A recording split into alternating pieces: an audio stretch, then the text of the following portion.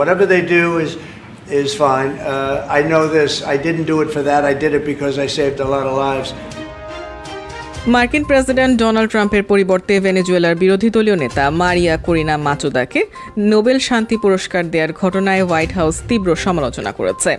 শুক্রবার নোবেল কমিটির এই ঘোষণার প্রেক্ষিতে হোয়াইট হাউস এক বিবৃতিতে জানিয়েছে, নোবেল কমিটি শান্তির চেয়ে রাজনীতিকে বেশি গুরুত্ব দিয়েছে। হোয়াইট হাউসের মুখপাত্র স্টিভেন চিউং এক্স প্ল্যাটফর্মে বলেন, নোবেল কমিটি প্রমাণ করেছে যে তারা শান্তির উপরে রাজনীতিকে স্থান দেয়।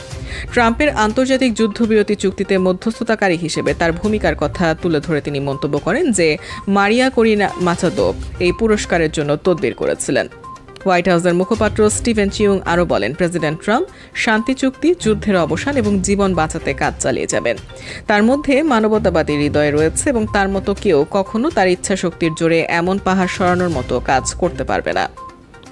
উল্লেখ্য, চলতি বছরের শুরু থেকে ট্রাম্প নোবেল পুরস্কারের জন্য প্রচারণা চালিয়েছেন এবং 8টি যুদ্ধ থামানোর দাবি করে নিজেকে এই পুরস্কারের যোগ্য বলে দাবি করেছেন।